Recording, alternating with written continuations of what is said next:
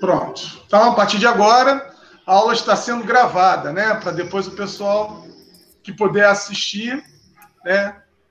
Tá aí. Ih, Isabelle chegou. Bom dia, Isabelle. Estava preocupado aqui. Cadê a Isabelle? Que não vejo. Dormiu muito. Ah, é? Eu que salvei ela. Ah, é?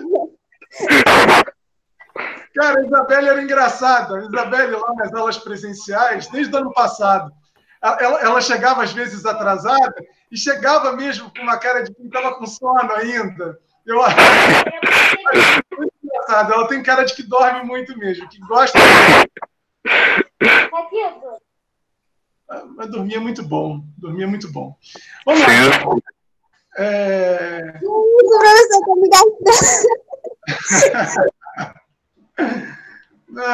Vamos lá. Opa! Deixa eu fechar isso daqui também, senão daqui a pouquinho o YouTube vem em cima de mim, apresentando material que não é meu.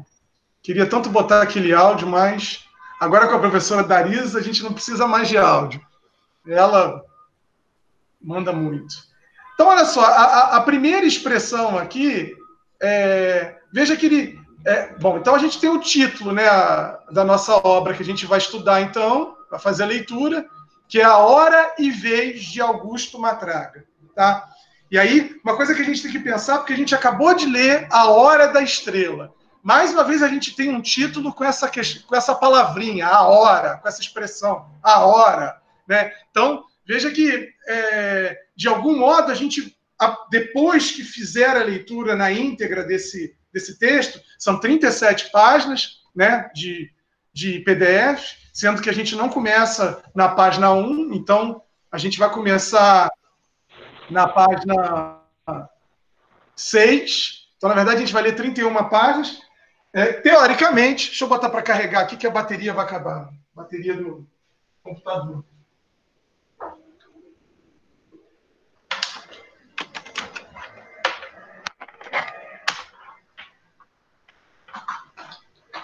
Enquanto você está carregando o computador, Cadu, Sim.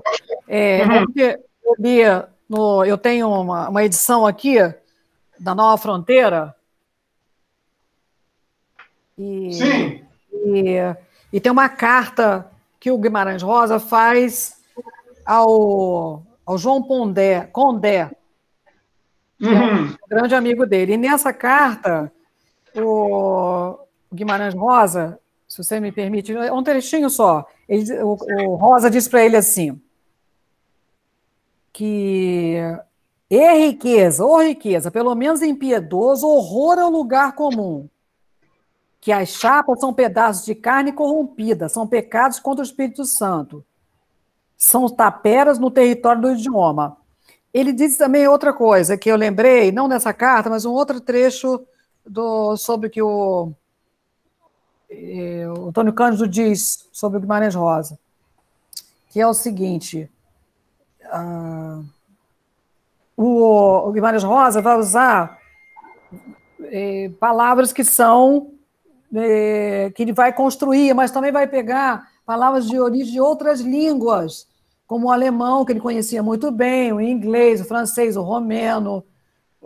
Então, ele vai fazer fusões de palavras, criação de palavras novas, a partir desse conhecimento linguístico que ele tem, não só da própria língua materna, mas também de outras línguas. Há uma outra questão também, que ele diz o seguinte, que a palavra, que é a matéria do trabalho do poeta, do escritor, né, a palavra que nós conhecemos nesse estado sólido, ela deve ganhar, por que não ganhar um estado gasoso? Ele diz assim, abre aspas, mas ainda haveria mais. Se possível, sonhar é fácil, João Condé, realizar que são elas. Além dos estados líquidos e sólidos, por que não tentar trabalhar a língua também em estado gasoso? Olha que coisa bacana. E ele fala também, o Wisnik comenta que em algum momento o João Guimarães Rosa ele fala para um crítico dele, alemão, Gunther, vou lembrar qual é o sobrenome, e que vai fazer um trabalho sobre a análise sobre o do Grande Veredas, diz assim que a língua brasileira, a língua portuguesa, ela já está muito cansada, já está esgotada, já se falou tudo.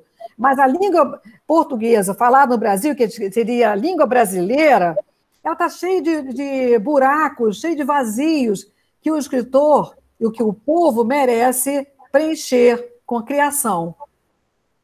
Então, essa ideia de que a nossa língua precisa de ser criada, precisa preencher esses vazios, esses buracos que o português, a língua portuguesa de Portugal já está cansada, então o escritor cabe fazer esse trabalho.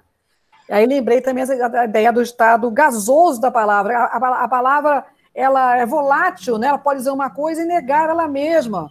Né? Ela pode ganhar sentidos maiores do que um simples significado que é usual. Então, é sobre isso. E outra coisa, começando o texto, da Hora e a Vez Augusto Matraga, o livro Sagarana foi escrito em 1938, ficando praticamente todo o tempo escrito na cama dele. Olha que coisa, ele fala isso na carta do Condé.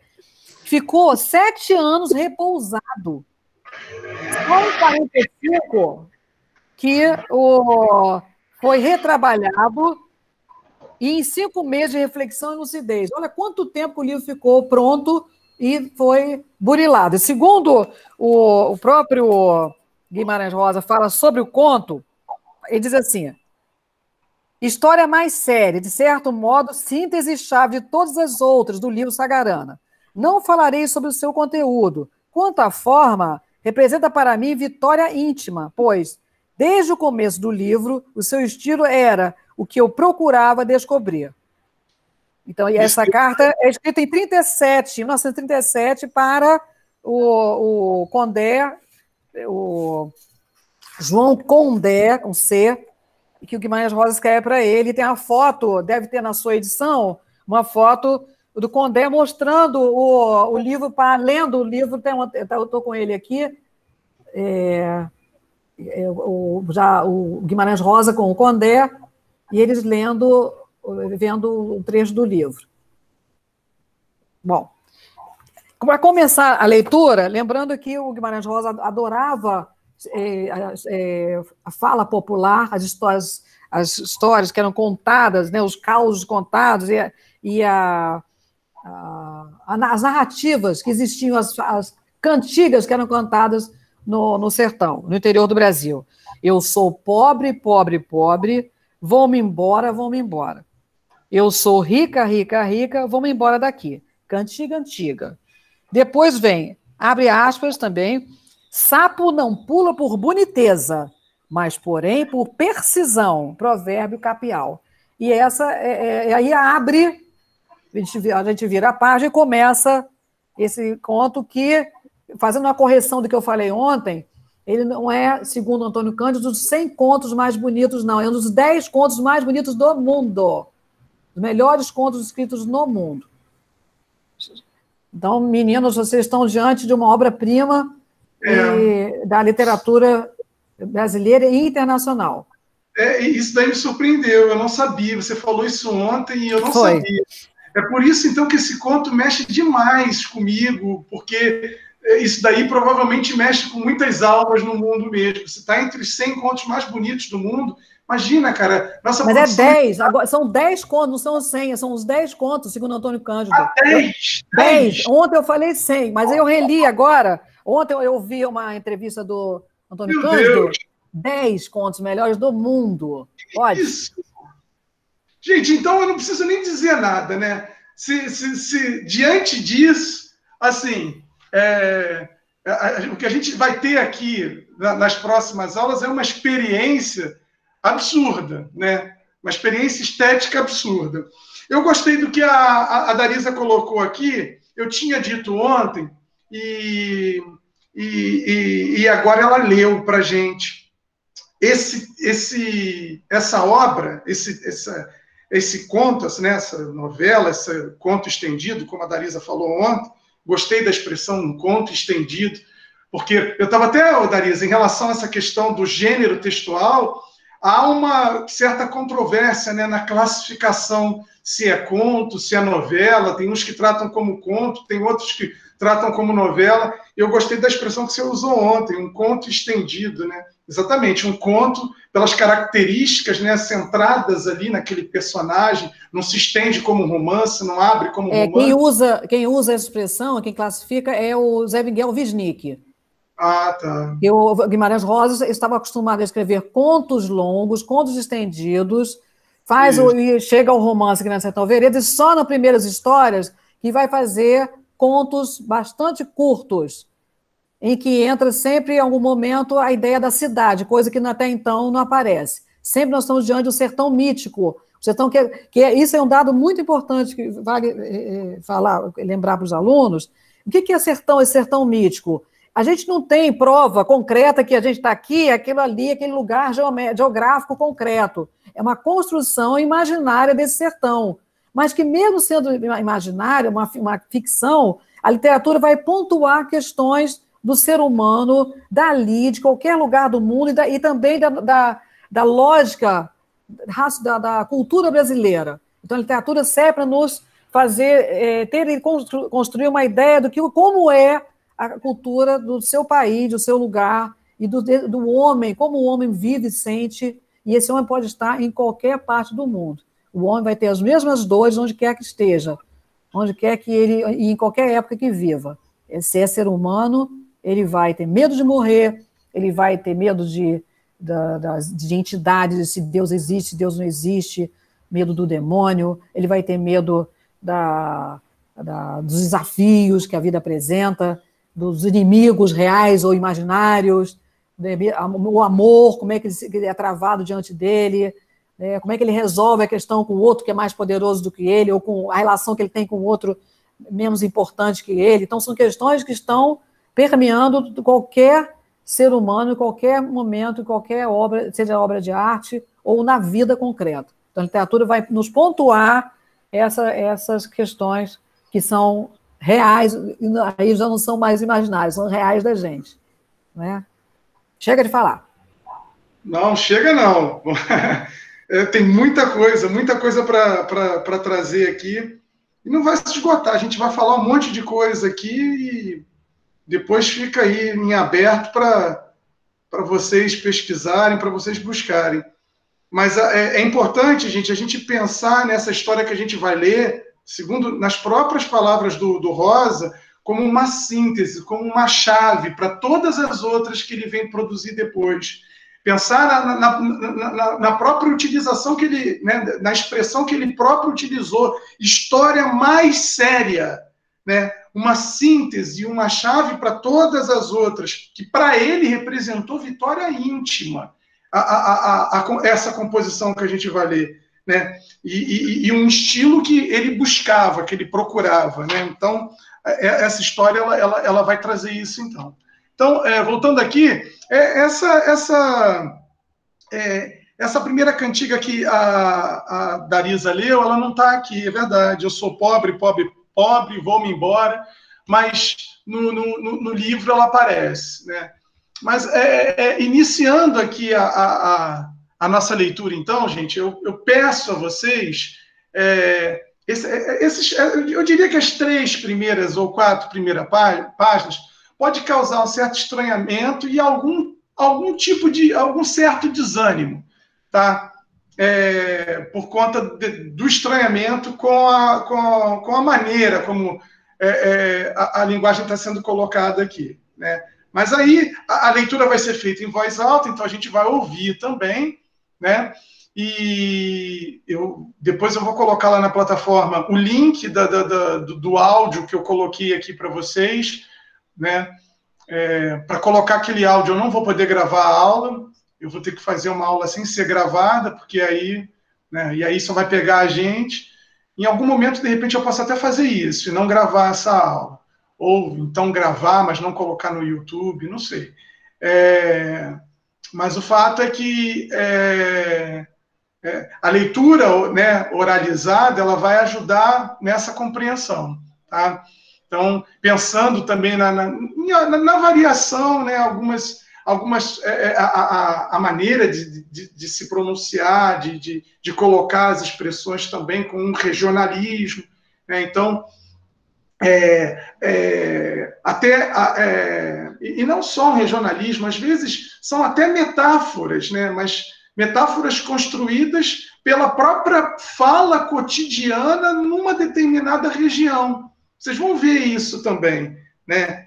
Então, por mais que às vezes a gente não entenda algumas coisas, na verdade, a gente vai parando a leitura, eu vou pedir que a Darisa faça a leitura, e à medida que a gente for observando que é importante falar algumas expressões, para que fique mais claro, a gente vai colocando, né?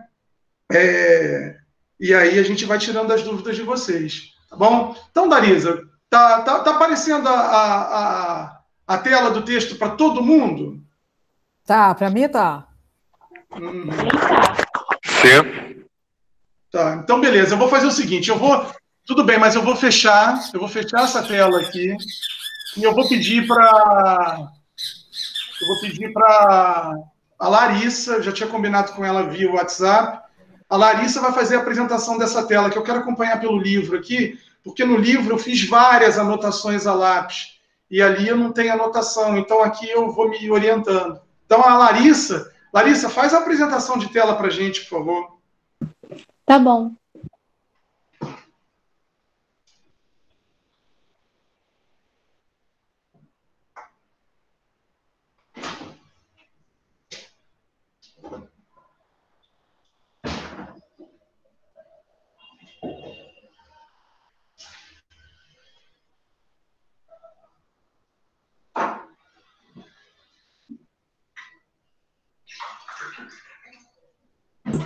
Está aparecendo o texto?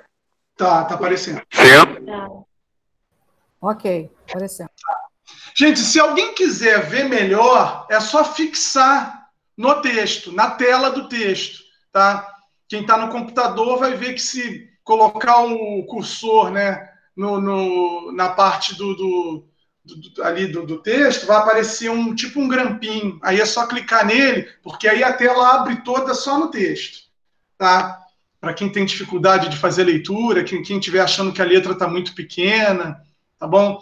Eu estou assistindo aqui na televisão enorme, então para mim a letra está boa. Mas quem está só no celular, de repente pode né, ter alguma dificuldade. Fica meio que atrapalhando, porque fica uma lista aqui, né, de quem está online, aí tem que abaixar, né?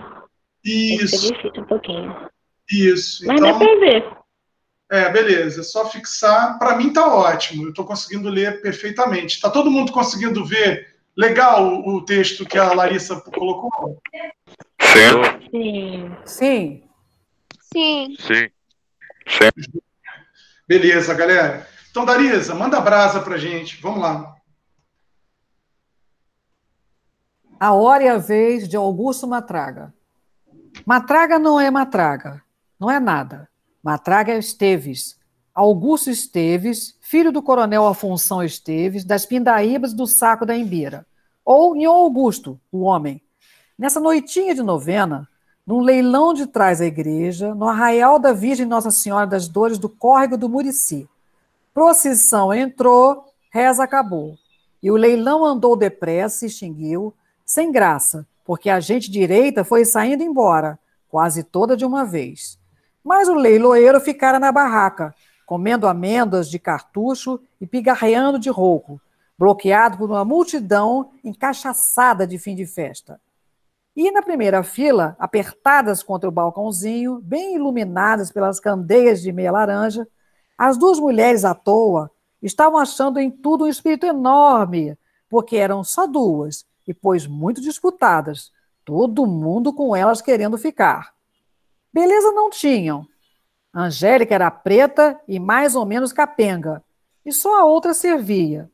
Mais perto, encostado nela outra, um capial de cara romântica subia todo no sem jeito.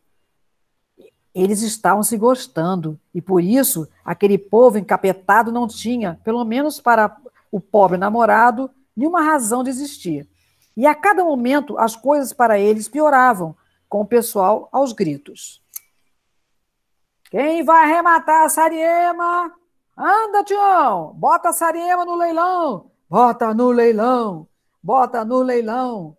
A das duas raparigas, que era branca e que tinha pescoço fino e pernas finas, e passou a chamar-se imediatamente Sariema. Pareceu se assustar. O capial apaixonado deixou fuxicar, de cansaço, no meio riso que trazia pendurado. E o leiloeiro pedia que houvesse juízo, mas ninguém queria atender. Dou 5.000 réis! Sariema! Sariema! E aí, de repente, houve um deslocamento de gentes, e Nhô Augusto, alteado, peito largo, vestido de luto, pisando pés dos outros e com os braços em tenso, angulando os cotovelos, varou à frente da massa, se encarou com Sariema e pôs-lhe o dedo no queixo. Depois, com voz de meio-dia, berrou para o leiloeiro Tião. 50.000 réis! Ficou de mãos na cintura, sem dar rosto ao povo, mas pausando para os aplausos. Nhô Augusto! Nhô Augusto! E insistiu, fala mais forte. 50.000 réis, já disse! Dou-lhe uma, dou-lhe duas, dou-lhe duas, dou-lhe três.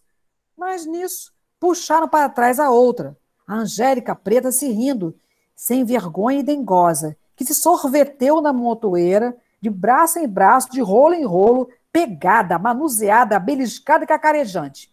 Virgem Maria Puríssima! Ui, pessoal! E só então o Tião leiloeiro achou coragem para se impor. Respeito, gente, que o leilão é de santo. Bal, me desprezo desse herege. Vão coçar suas costas em parede. Coisa de igreja tem castigo, não é brinquedo, deixa passar. Dá enxame, gente, dá enxame. Alguns quiseram continuar vaia, mas o próprio Nhô Augusto abafou a relia. Sino e santo não é pagode, povo. Vou no certo. Abre, deixa o Tião passar. Então, os surpresos deram caminho e o capial amoroso quis ir também. Vamos embora, Tomásia, aproveitando a confusão. E a voz baixava, humilde, porque para ele ela não era a Sariema. Pôs 3 dedos no seu braço e bem que ela o quis acompanhar, mas o Nhô Augusto separou-os com uma pranchada na mão. Não vai, não! E atrás deram apoio os 4 guarda-costas. Tem areia, não vai, não! E é Nhô Augusto leva a rapariga, gritava o povo por ser barato. E uma voz bem entoada cantou de lá por cantar. Mariquinha é como a chuva, boa para quem quer bem. Ela vem sempre de graça, só não vem quando ela vem. Aí o povaréu clamou com disciplina e cadência. Nhô Augusto leva a Sariema! Nhô Augusto leva a Sariema! O capialzinho ficou mais amarelo. A Sariema começou a querer chorar, mas o Nhô Augusto, rompente, alargou no tal 3 pescoções. Toma, toma e toma! Está querendo? Ferveram faces. Que foi? Deixa eu ver. Não me esbarra, filho da mãe. E a agitação partiu povos, porque a maioria tinha perdido a cena, apreciando como estavam uma falta de lugar que se dera entre um velho. Cai na água, barbado! E o sacristão no quadrante noroeste da massa.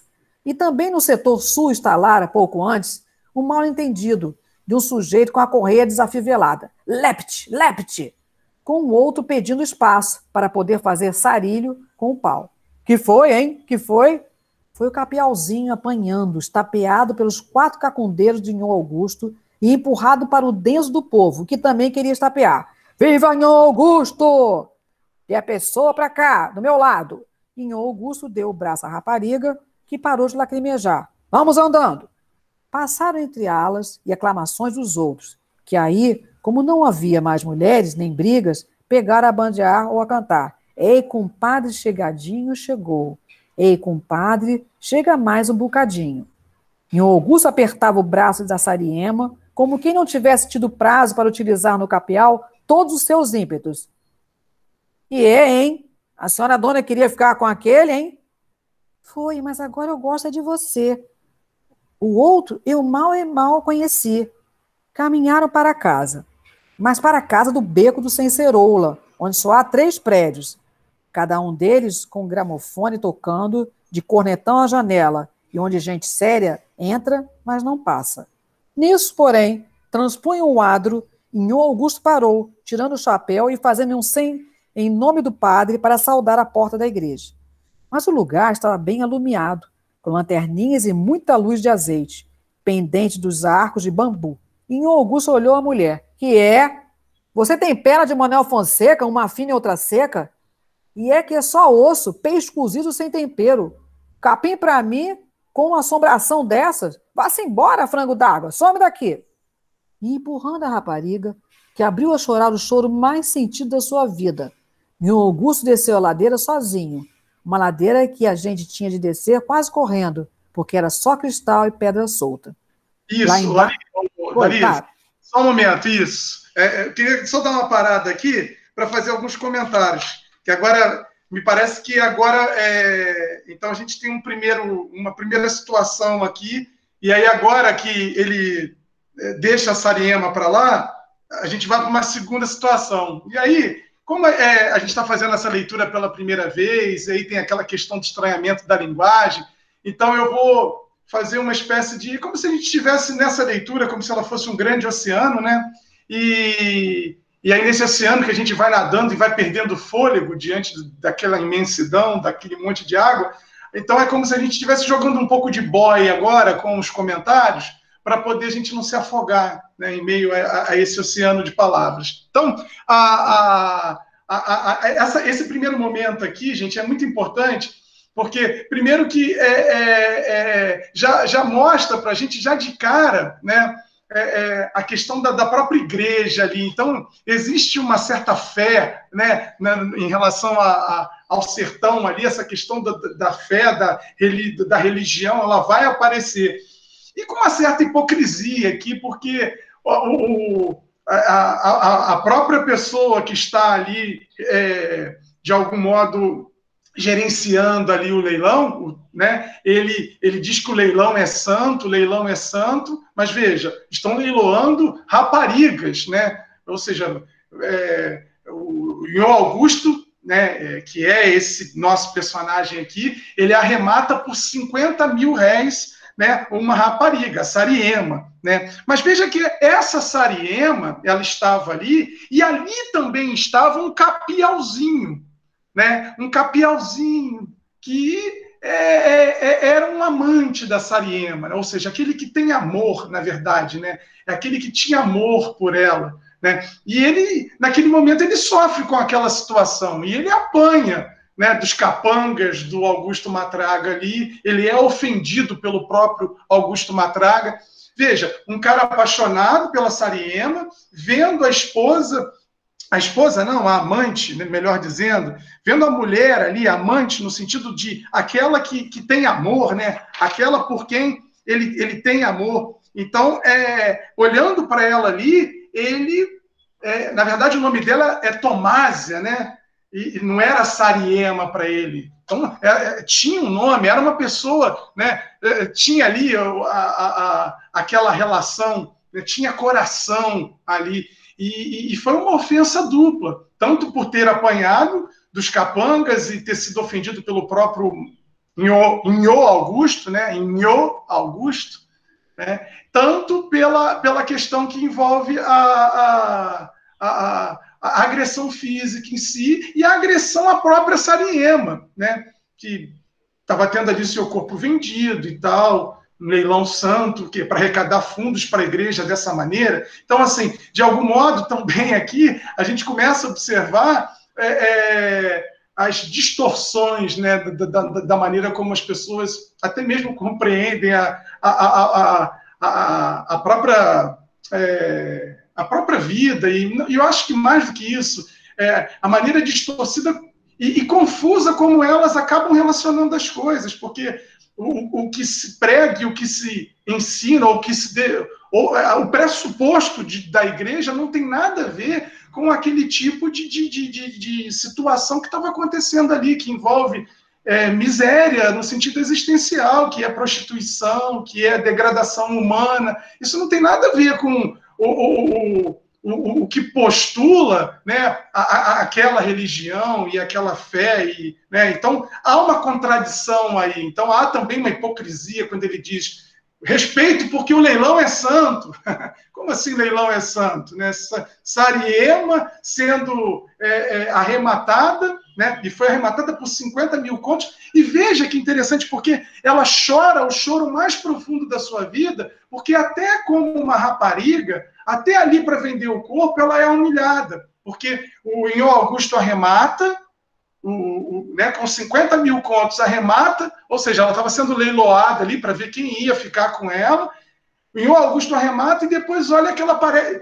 Ao chegar e olhar para ela, né, no momento em que eles iam consumar o ato físico, ele olha para ela e fala que ela parece Manuel Fonseca, né, uma perna fina e outra seca.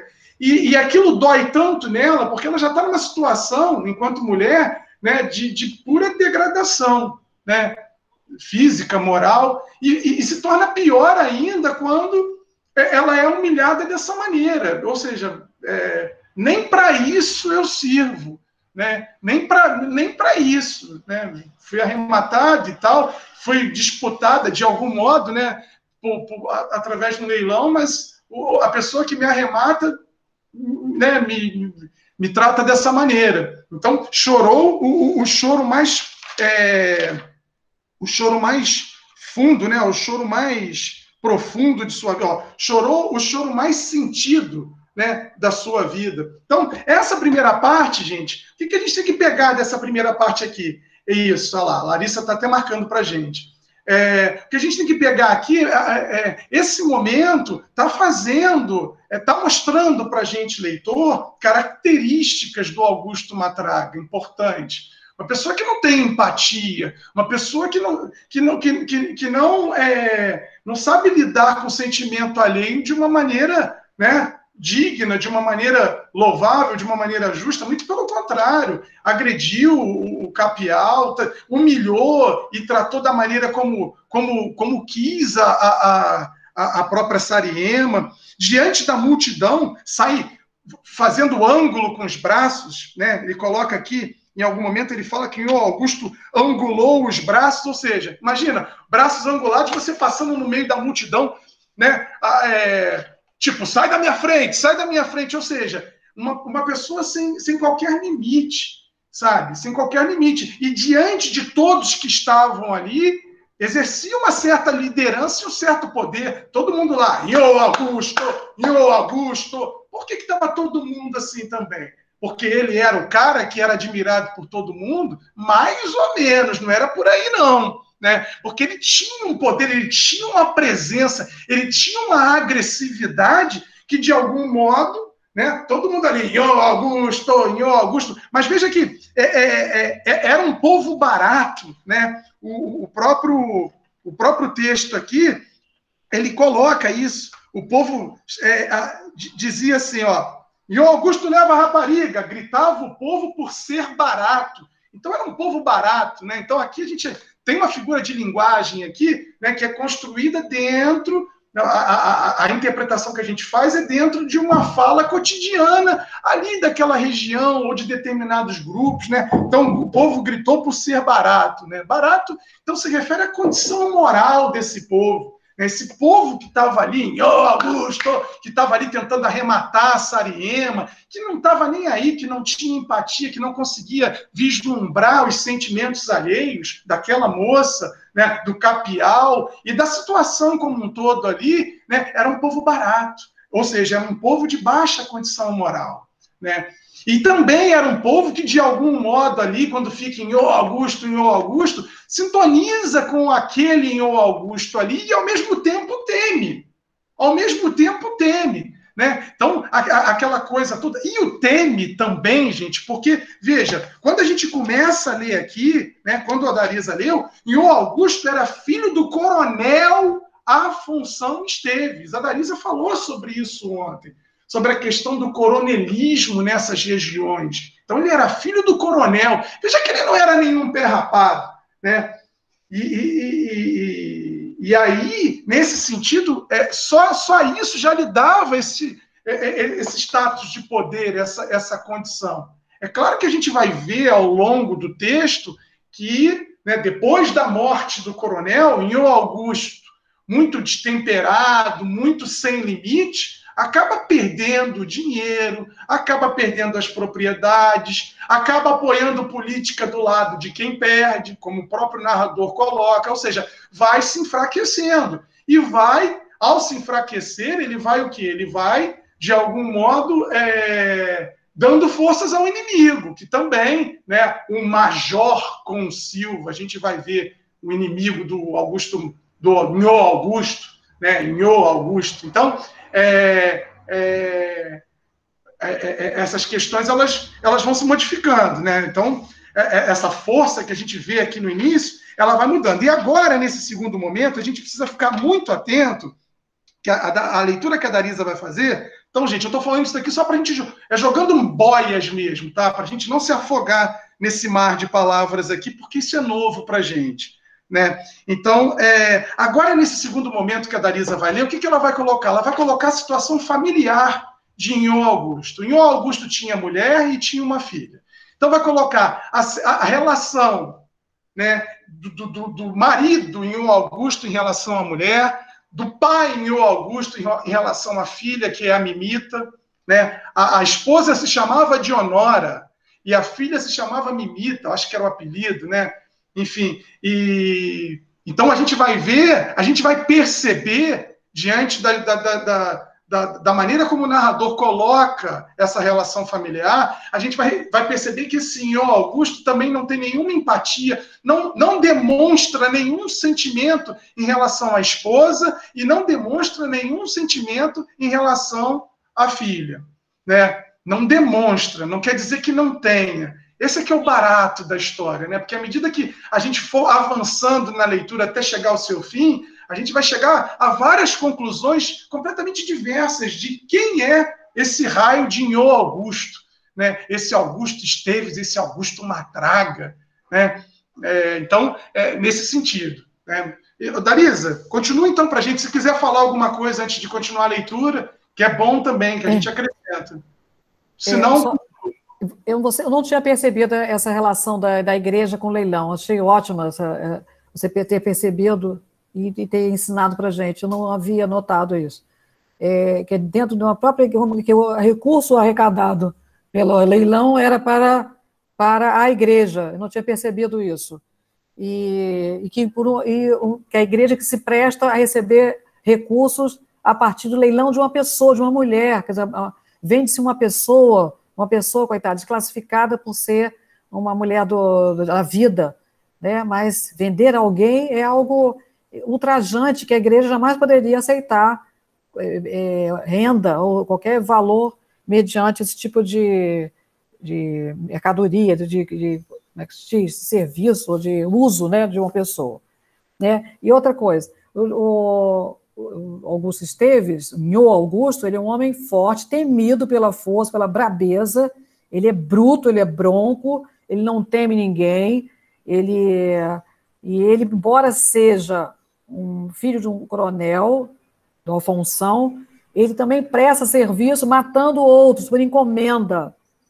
Então, ele mata com muita facilidade e muitos temem o Nhô Augusto, né, à toa que ele vai entrando, que você lembrou bem, e vai angulando, e vai pisoteando as pessoas, e faz um movimento com os braços, abrindo os braços e abrindo passagem, porque ele realmente, naquele momento ali, ele é o maior, ele é o mais temido, o mais importante, né? Ele não é, de forma nenhuma, motivo de orgulho, pelo contrário, de temor mesmo, né?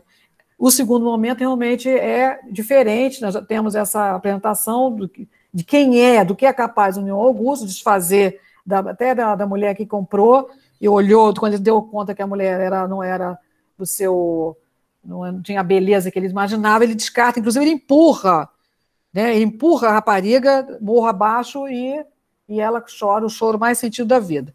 Nhô Augusto, essa expressão Nhô, o Cadu já deve ter falado várias vezes, vem de senhor, senhorzinho, e o tratamento que os negros davam ao homem branco era um tratamento muito mais doce, como diz o Gilberto Freire. Isso é uma coisa linda, que eu acho linda. Gilberto Freire diz que a negra que cozinhava, ela vai quebrando as sílabas travadas, sílabas agarradas, de forma que vai fazendo com que, amolecendo as consoantes, então vai tirando toda a dureza da língua. Então, ao invés de dizer senhor, vem senhorzinho, senhor, senhorzinho, nho, nho, nho e nho. O mesmo vale para a mulher.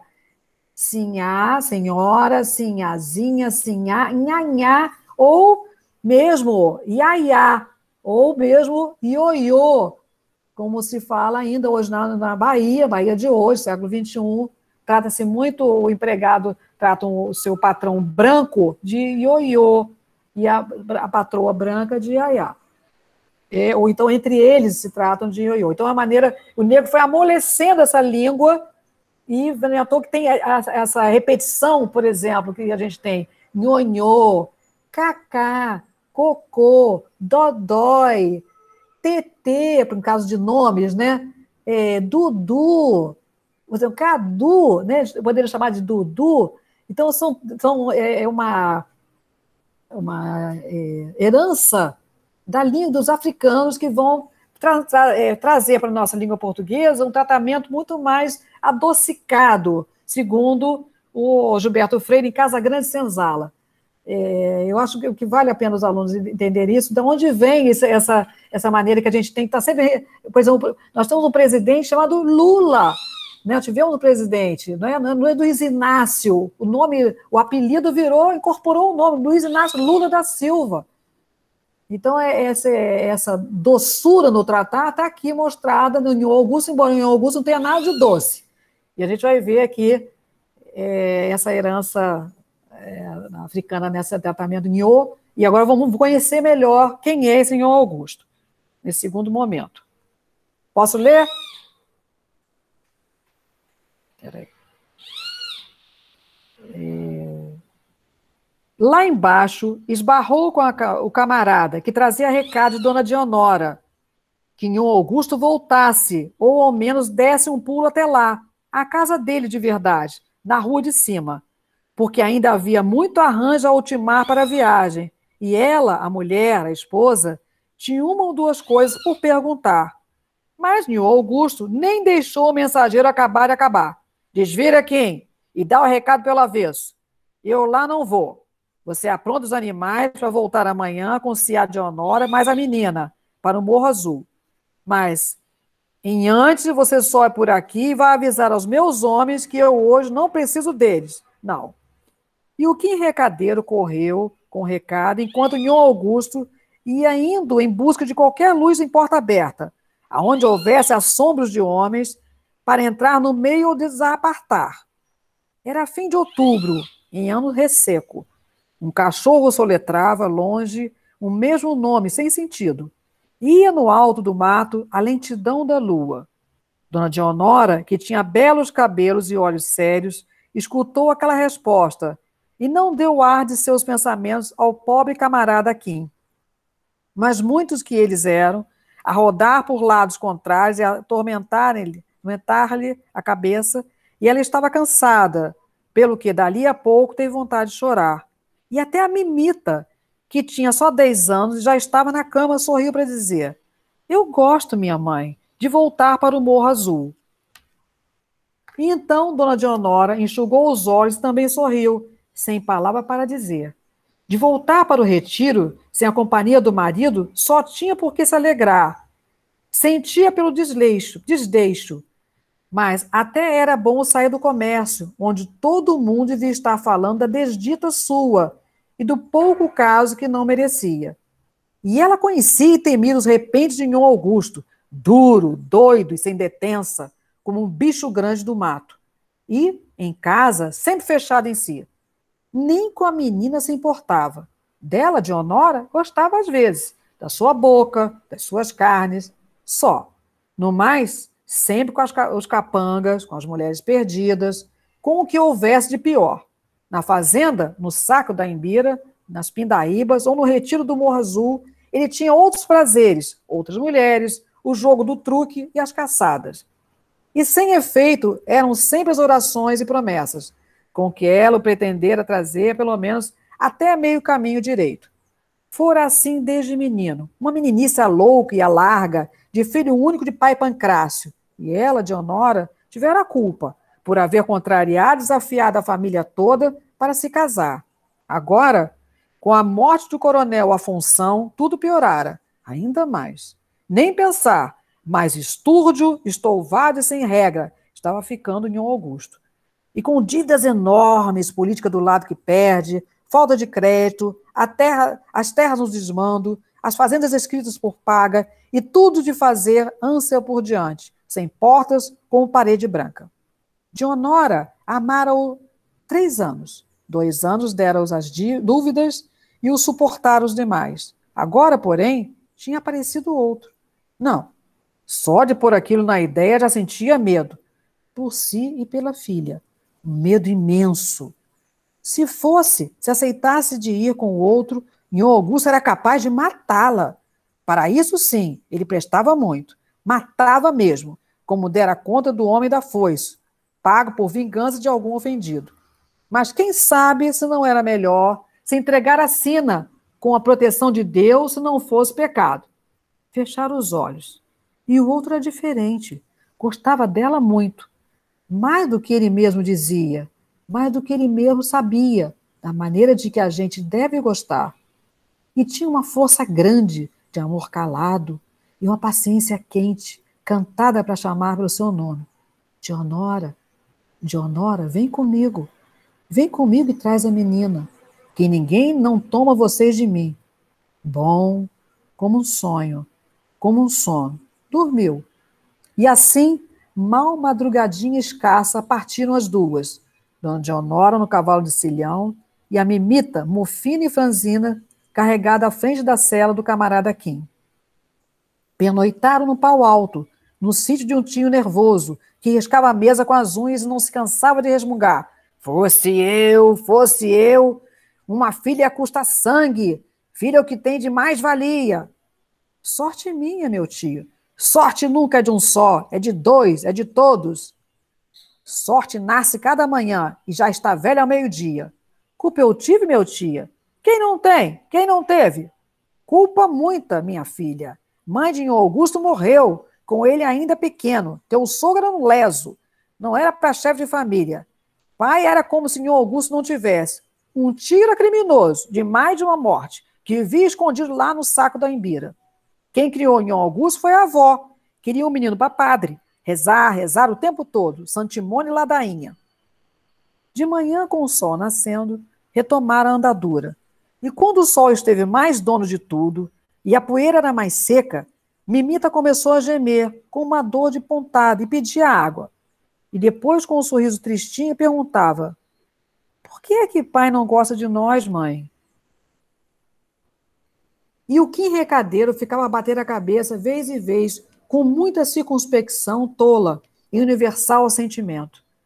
Mas na passagem do brechão do Bugre, lá estava seu Ovídio Moura, que tinha sabido de certo dessa viagem de regresso. Dionora, você vem comigo, ou eu saio sozinho por esse mundo e nunca mais você há de me ver.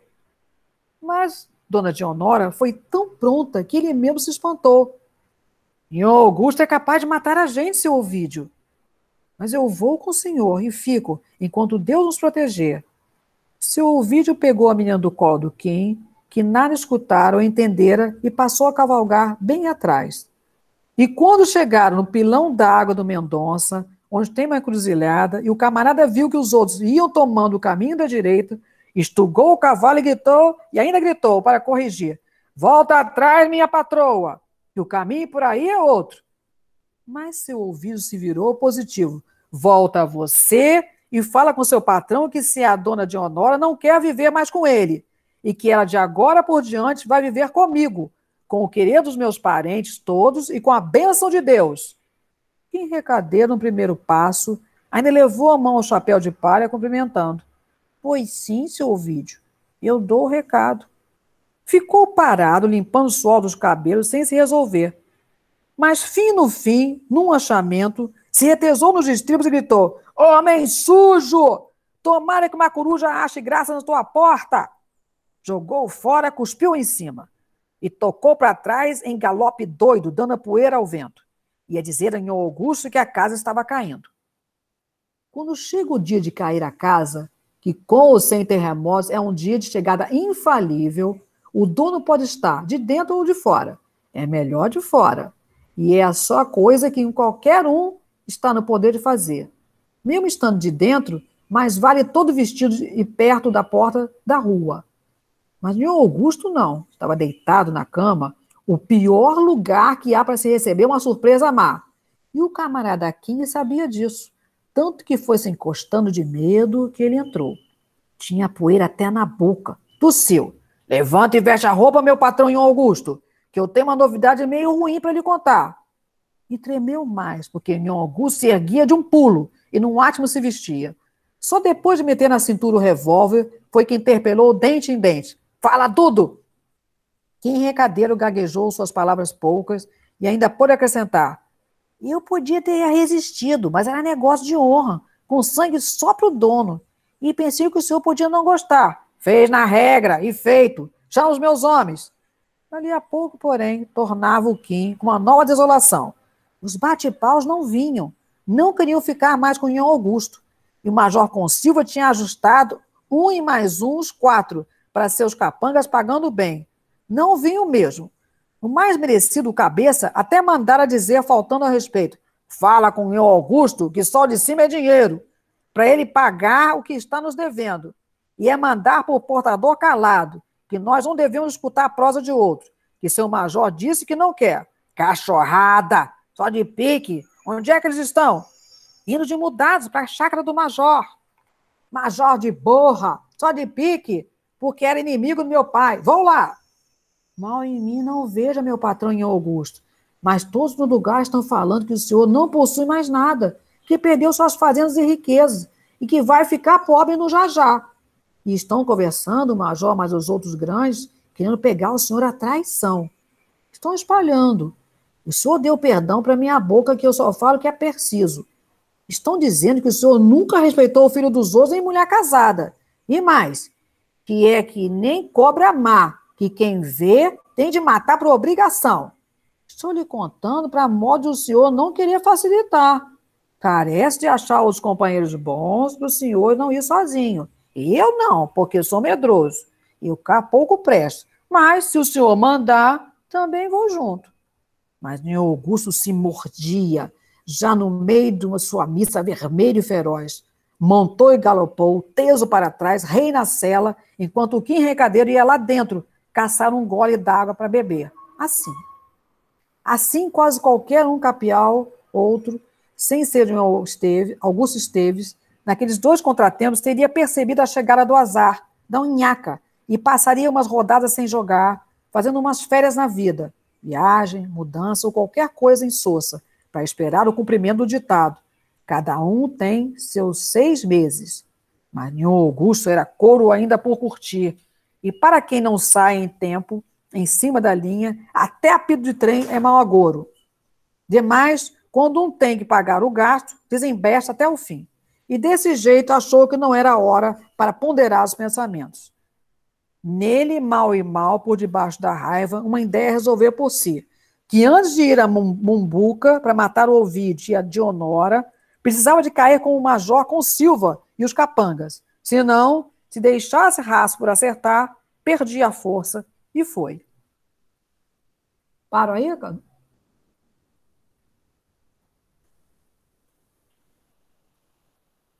Oi? Desculpa, eu esqueci de ligar o microfone. É isso aí. Isso, dá uma paradinha, porque aí dá para fazer muitos comentários aqui, né? Porque agora a gente vai para um terceiro momento nessa primeira parte, né? São 3 partes. Assim, para efeitos didáticos, galera, esse texto me parece que ele é dividido em 3 momentos. E a gente está no primeiro momento. E nesse primeiro momento, a gente vê 3 situações. A situação da igreja, a situação da mulher, do Augusto, né, que o narrador fala sobre a questão do não sentimento, de um Nhô Augusto que não se importa com a filha, que é desleixado, que não tem sentimentos pela carinho pela esposa, mas que só lhe quer para as relações e o corpo dela, ou seja, né, não é uma coisa afetuosa, não tem uma troca, não tem um amor. E a fuga da esposa, né? Ela foge, porque Nhô Augusto pede que ela vá para o Morro Azul, né? Ou seja, uma propriedade que ele tem, né, no Morro Azul. Né? O Nhô Augusto, gente, nesse momento, né, apesar do narrador dizer que o Nhô Augusto não percebeu a chegada do azar, né?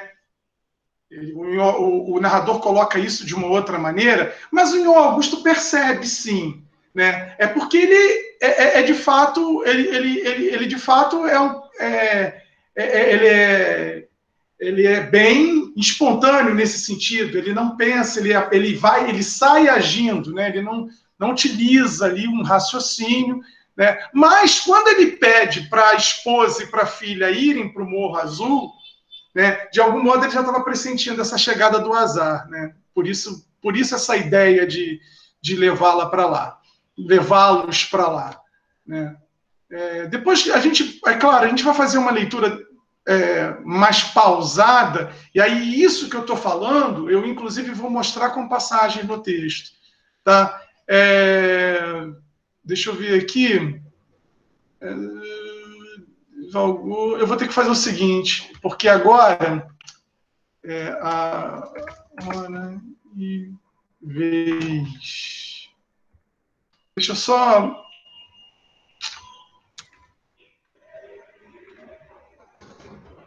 A gente vai, Larissa, alternando a apresentação, porque agora não tem jeito, eu preciso ir marcando algumas passagens aqui para o pessoal, né? Então, agora eu que vou fazer a apresentação de tela, porque aí para mim facilita, tá? Então eu vou alternar aqui. Então, retomar a apresentação.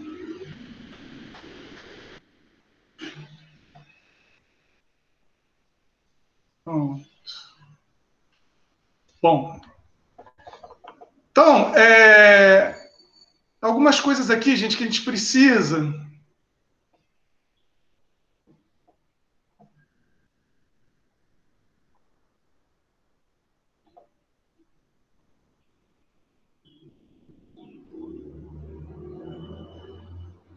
Isso, então vamos lá. Aqui que começa o segundo momento da primeira parte da história, né? Que o Kim Recadeiro, gente, esse personagem é um personagem muito importante para a gente. Vocês estão vendo o texto, né? Estão enxergando o texto aqui, né? Sim.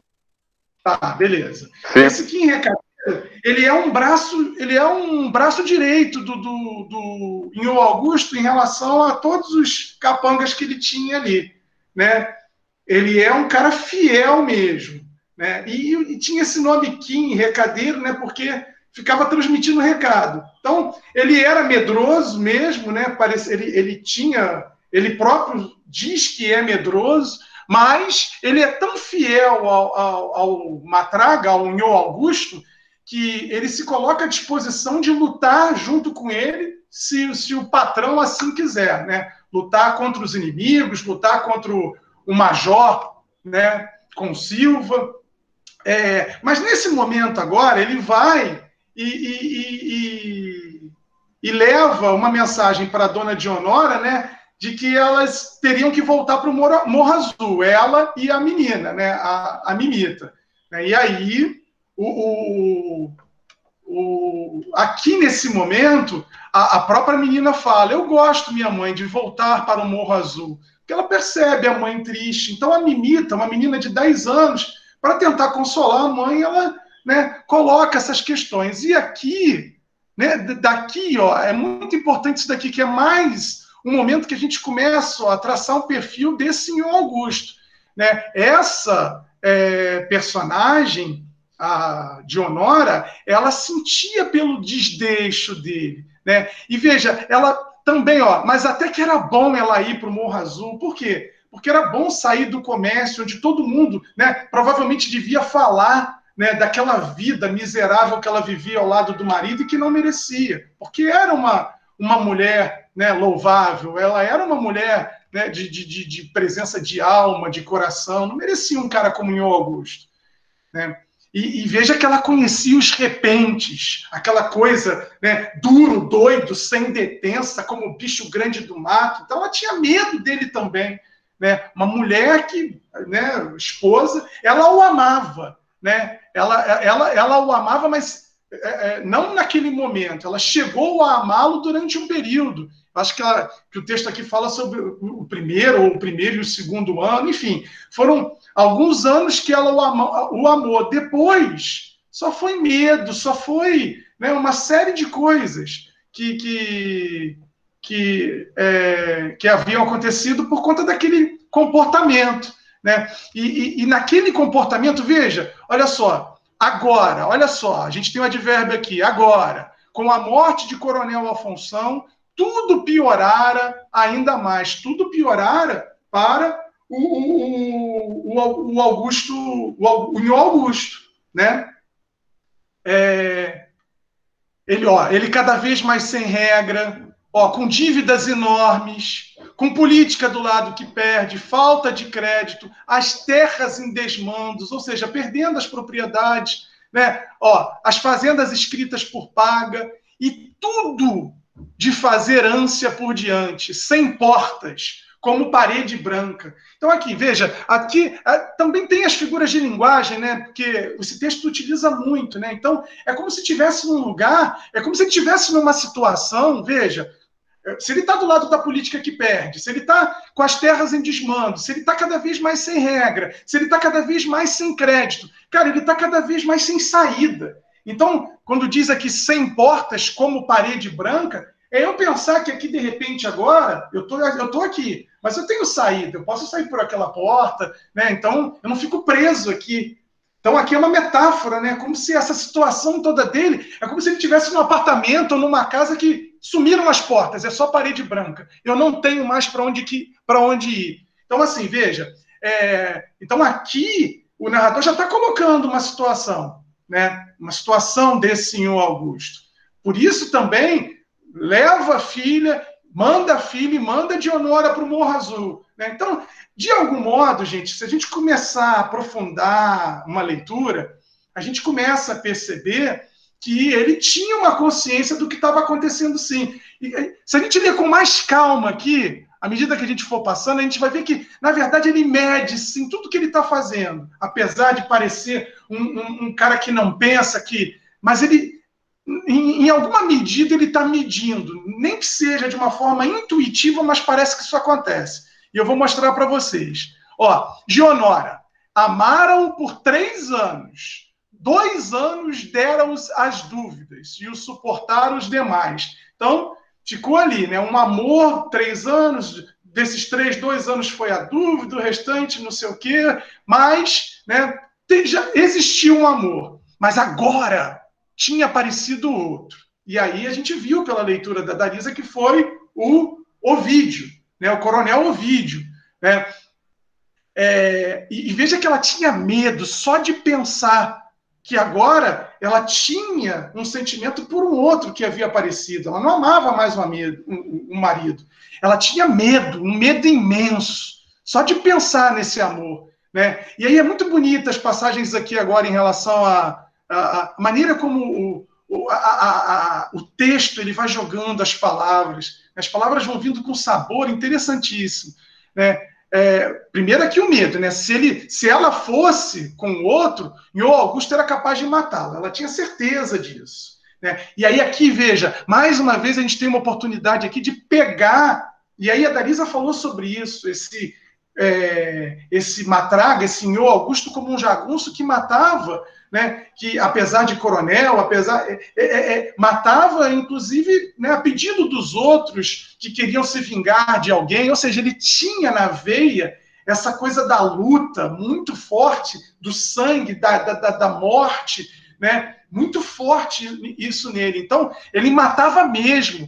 E aí dá um exemplo aqui, ó, como dera conta do homem da foice, pago por vingança de algum ofendido. Veja, não era nem nada com ele, não era nem nada que ele tivesse passado por uma ofensa, nada. Foi uma outra pessoa que pagou e tal, e ele estava ali cumprindo esse papel de matador. Né? Então, veja, se ele fazia isso, ele era capaz de matá-la, de matar a própria dona Dionora, se dona Dionora deixasse às claras o que estava acontecendo, o próprio sentimento dela. Se ele descobrisse algo sobre esse sentimento que ela tinha, até então era só um sentimento, por outro, né?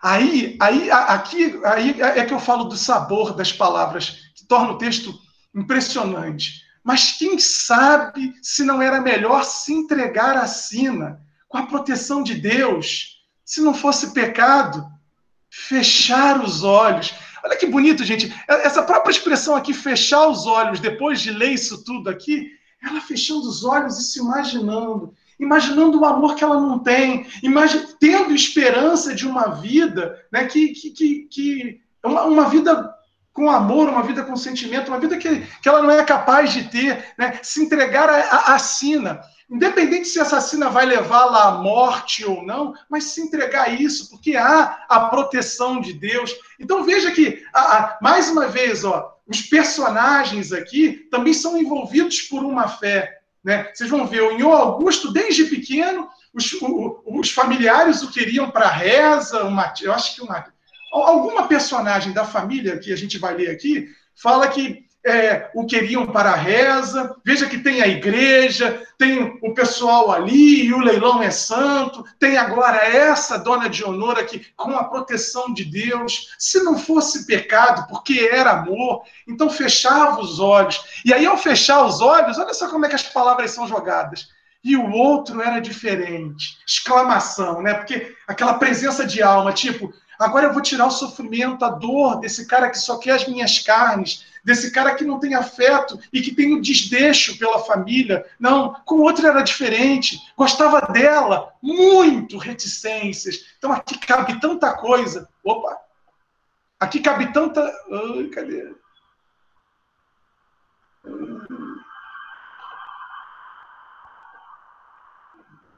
O que eu fiz aqui? Ah, peraí.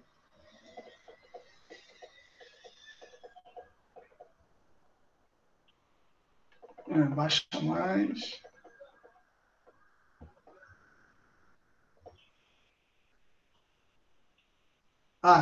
Estou por aqui, subindo. E o outro era diferente. Gostava dela muito. Então, nessas reticências cabe tanta coisa. Aí, olha só como é que é bonito.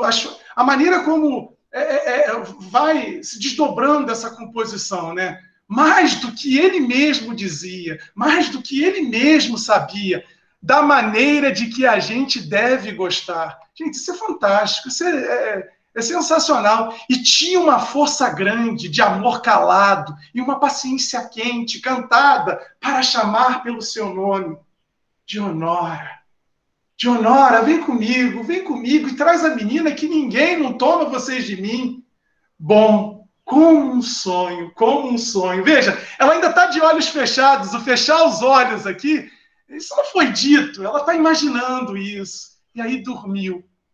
Um único parágrafo, dormiu. Né? E aí, assim, na madrugadinha, ela sai, a dona Dionora vai com o Kim, eles estão indo para o Morro Azul, veja. Ela não planejou fuga, ela não planejou nada. Vão para o Morro Azul? Vamos. O Kim está levando Mimita e Dionora para o Morro Azul, tirando ali do local ali, né, onde elas estavam na casa e levando para um outro lugar. E aí, nesse caminho, né, aí vamos adiantar aqui um pouquinho.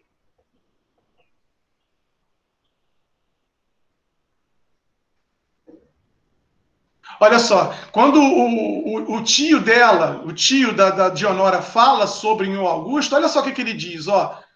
Quem criou Nhô Augusto foi a avó. Queria o menino para padre, rezar o tempo todo, santimônia e ladainha. Ou seja, ó, aqui a gente vê, então, esse aspecto da religião, né? muito presente, né, dessa religiosidade, dessa fé, muito presente, né, no sertão, né, essa questão, então, do homem ali, a própria educação, queria um menino para padre, o Ion Augusto, né, e era rezar, rezar, rezar. Então, o menino, ele teve essa experiência também, né, que ficou lá na infância.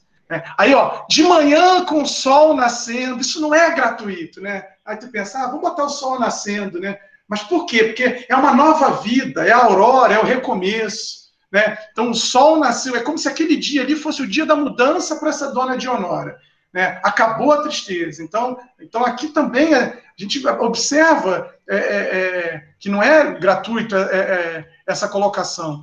E aí retomaram a andadura, ou seja, retomaram, né, a caminhada. Olha só que legal. E quando o sol esteve mais dono de tudo e a poeira era mais seca, Mimita começou a gemer com uma dor de pontada e pedir água. Olha só que legal. Quando o sol esteve mais dono de tudo. Olha que metáfora maravilhosa. Quando o sol esteve mais dono de tudo, aquele dia quente, insuportável, que está... né, parece que né, então, assim, imagina uma região desértica, né, o sol mais dono de tudo, ou seja, não dá trégua nenhuma, não tem uma sombrinha, tá difícil essa andadura, essa caminhada, né? Então, veja, além do conteúdo, além enfim, do que a gente está vendo aqui, é legal a gente olhar para a forma, para a maneira como essa composição vai se desdobrando, né? Porque é o tempo todo utilização de expressões, de construções que são muito bonitas, né? Ela em si, agora eu entendo, porque um dos 10 contos mais bonitos, né, do mundo, né, de todos que foram produzidos, imagina, gente, quantos contos não foram produzidos até hoje, para esse conto estar entre, né? E aí, olha que interessante, Kim Recadeiro, nessa andadura, né, ficava a bater a cabeça, vez e vez, como com circunspecção tola, em universal assentimento. É muito comum isso. A gente vê que tem pessoas que ficam o tempo todo assim. Às vezes não tem nem ninguém falando, mas a pessoa está assim. Então esse Kim, ele também tem uma característica bem interessante. E aí, o Ovídio, ele aparece, faz o convite, né? Aí, aquela coisa, Ion Augusto era capaz de matá-la, mas, né, eu vou e fico enquanto Deus nos proteger, né? Ou seja, apesar do medo, ela vai e confia na proteção de Deus, né? E aí pega a menina no colo só que o Kim não entende o que está acontecendo. O Kim, ele tem uma ingenuidade, ele volta para trás, minha patroa, que o caminho por aí é outro. Pô, a mulher está indo embora com outro homem e com a filha, e ele está achando que a mulher errou o caminho. E aí o seu Ovídio diz, volta você e fala lá com o seu patrão, fala com o Ion Augusto, que sim há, né? Aí a expressão sim há, igual o Inhô, sim há, e aí a Dalisa deu uma explicação muito legal sobre esses termos, né? Então, sim há, dona Dionora não quer viver mais com ele, e que ela agora, por diante, vai viver comigo, com o querer dos meus parentes, todos, e com a bênção de Deus. Ó, mais uma vez, o aspecto religioso, ele está norteando todos os personagens aqui, né? Então, isso é muito forte, né? Esse sertão aqui, né? Essa região aqui, ele vai afirmando cada vez mais essa fé, essa religiosidade muito forte, né? Ou seja, tem uma característica que se volta para o transcendente. Essa história, o tempo todo, ela está dialogando com isso também, ou pelo menos os personagens dialogam com essa coisa que, né, transcende, né, com Deus, com esse aspecto, com esse religiosismo, enfim. E aí, veja que ele diz isso, o Kim, ele cumprimenta, ele dá um primeiro passo, leva a mão no chapéu de palha, a cabeça cumprimentando, ainda faz um cumprimento, porque o senhor Ovídio, né, uma pessoa importante ali, né, também um coronel Ovídio, e aí ele diz, pois sim, senhor Ovídio, eu dou o recado, porque ele é o Kim Recadeiro, ele é o Kim Recadeiro, então, tipo, pois sim, senhor Ovídio, eu dou o recado, e aí ele fica parado, limpando o suor, sem se resolver. Ora, sem se resolver, sem se resolver, o tipo, o que está acontecendo, né? O que é isso? Mas no fim, num achamento, né? Num achamento, ou seja, de repente, caramba, agora entendi o que está acontecendo. Se retesou nos estribos e gritou: homem sujo, tomara que uma coruja ache graça na tua porta, porque ele entende. Caramba, isso daí, e veja, gente, isso daí era um crime contra a honra, né? Era a mulher do Nilo Augusto, né? Então, ainda tem essa questão, né? Era a mulher dele, então estava ferindo a honra do Nilo Augusto, né? E era uma traição terrível. E aí, o Kim volta e fala para o patrão, ó, chega lá para o Nilo Augusto e fala, ó, levanta e mexe a roupa, meu patrão, que eu tenho uma novidade meio ruim para lhe contar. Mas ele diz isso e treme. Veja que ele não tem nada a ver com a novidade ruim, ele não foi o causador, mas ele ainda assim treme só de saber que tem que falar aquilo para o Nilo Augusto, né? E treme também porque o próprio Nilo Augusto, com aquele jeito, ele já se ergue num pulo, num átimo, uma coisa rápida, se veste, né? E olha para ele e diz, só diz isso, fala tudo. E aí o Kim Recadeiro vai gaguejando e dizendo as palavras, vai dizendo tudo o que aconteceu.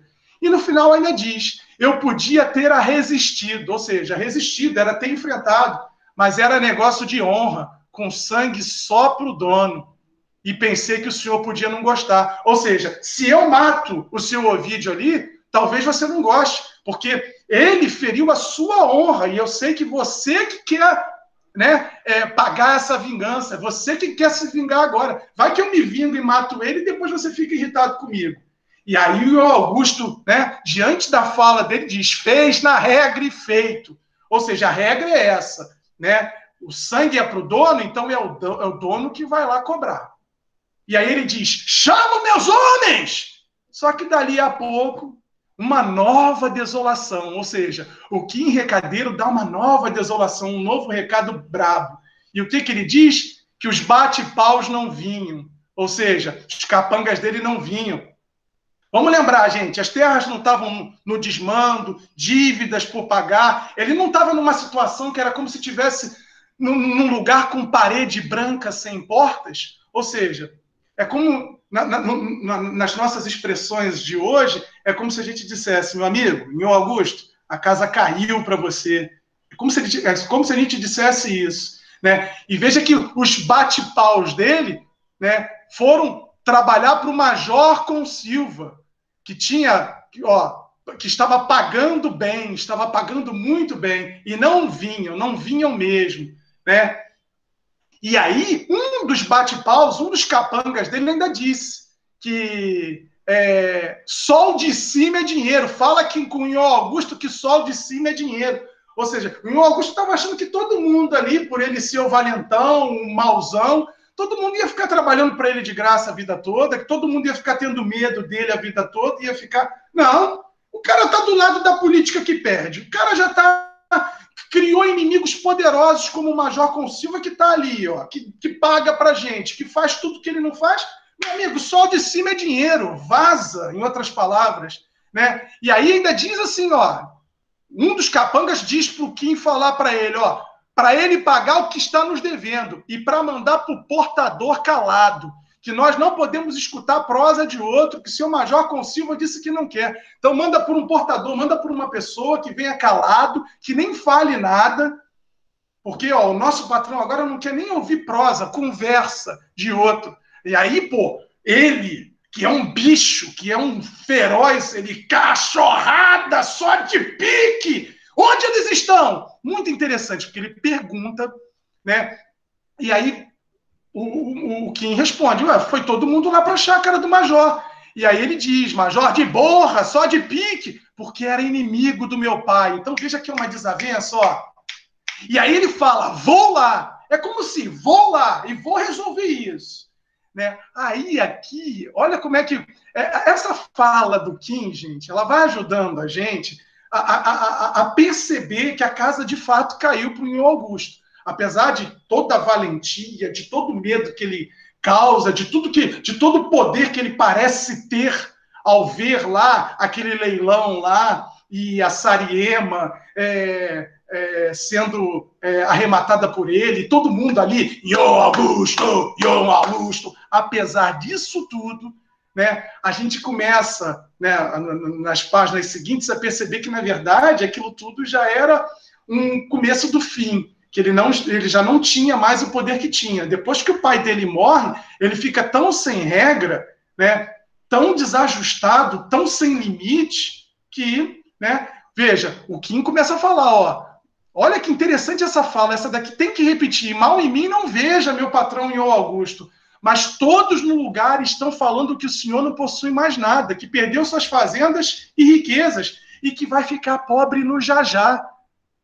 E estão conversando, o major mais os outros grandes querendo pegar o senhor à traição. Então, veja, o major mais os outros grandes. Então, tem outros aqui, que não são só o povinho de rua, os que tinham medo deles, mas outros que têm terras, que têm dinheiro, que falaram, porra, chega de Augusto Matraga, chega de Matraga, não pode ter mais Matraga, né? Vamos acabar com ele. Então vamos nos juntar, porque se a gente não consegue pegar ele sozinho, vamos nos juntar e pegar ele à traição. Esse cara não dá, ele é muito sem limite, mata, não respeita a mulher dos outros. Ó, veja que ele diz aqui, ó, estão dizendo que o senhor nunca respeitou filha dos outros, nem mulher casada. E mais, é que nem cobra má. Quem vê tem que matar por obrigação. Veja, ninguém quer isso. Por mais que o povo seja barato, como o narrador diz no início, ou seja, um povo com uma condição moral baixa, existem limites que são regras pré-estabelecidas em qualquer lugar, por mais que a condição moral seja baixíssima.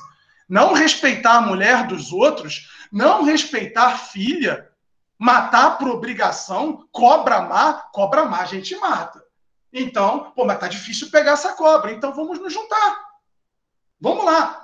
Mas veja, juntar os outros grandes, ó, os outros grandes. Não é só juntar o povo ali, não. Juntar quem tem o poder. Vamos lá, major daqui, coronel Ovídio dali. Vamos fazer alguma coisa. Vamos fazer alguma coisa, porque não dá. Eu estou falando coronel Ovídio só como exemplo, por conta dele ser um coronel. Mas não necessariamente ele se juntou ao Major Consilva. A gente não sabe quem se juntou. A gente sabe que outros grandes se juntaram, né, para tentar acabar com ele. E veja que todo mundo está falando nisso. Né? E aí veja, ó, estou lhe contando para modo de o senhor evitar. Carece de achar outros companheiros bons, para o senhor não ir sozinho. Eu não, porque eu sou medroso. Eu cá não presto. Mas se o senhor mandar, também vou junto.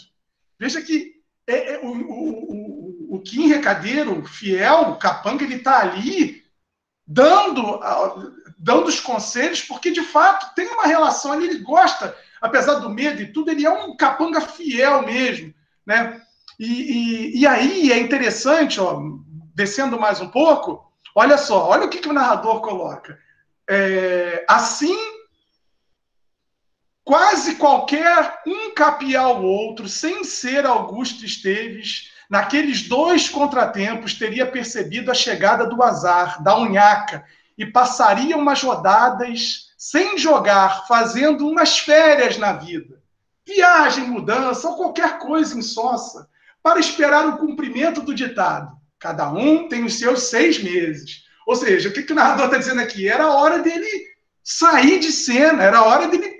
Ele perdeu força. Então, cara, vai, se muda, cada um tem os seus 6 meses, né? Ou seja, de derrota, ou seja, agora não dá mais para preponderar. Então, qualquer um capial teria percebido isso. Mas o Ion Augusto percebeu? Não, ele não percebeu. Ele era couro ainda por curtir. Né? E veja, aí olha só as expressões que o narrador usa. E para quem não sai em tempo de cima da linha, até apito de trem é mau agouro. Demais, quando um tem que pagar o gasto, desembesta até o fim. Então não tem jeito, ele é o cara que desembesta até o fim. Ele não tem os seus 6 meses. Então, veja que aí, aqui o que a gente pega aqui, gente, que é importante para depois, lá na frente, na história, a gente não esquecer. Esse cara, ele tem uma valentia fora do comum. Ele tem uma coragem desmedida.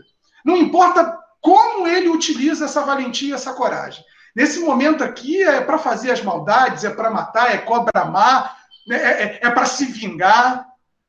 Mas a partir do momento que esse personagem passar pela conversão, a partir do momento que ele começar a se redimir das próprias ações, a refletir sobre a própria condição, né, tudo nele vai mudar.